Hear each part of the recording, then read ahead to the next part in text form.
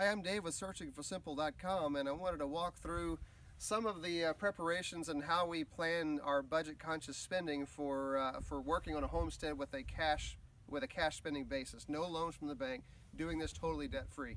And the first decision is water. How do you supply water and save money at the same time? Water well is the conventional wisdom around everybody, and when you go rural is how do you get water? You go to the water well, go underground, and that can be very expensive. It can be anywhere from $7,000 to $10,000, and around here you don't know if you're going to get sulfur water or clear water. So given that we've got a 50-50 shot and we just don't know, we chose to do some research on rainwater harvesting, and we bought two 2,500-gallon water tanks right here, and these are what's going to supply us water. We're going to add two more to this system when we get our barn built, and these are going to live under our lean-to of the barn. But for right now, for temporary, they're sitting out here so that we can have water to our RV, which is what we're living in.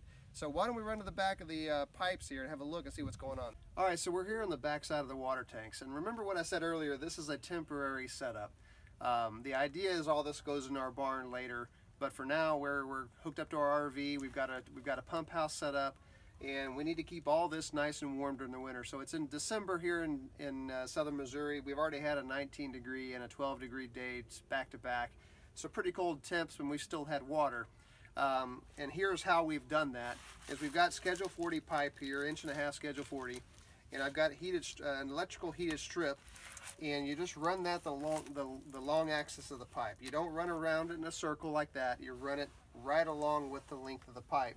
And when you run out of electric heated strip, you just add another one on the opposite side and carry on until you're all the way through the length of the run of your pipe. And we're using two 1/2 inch pipe insulators, and you basically just cap them off one on top of the other.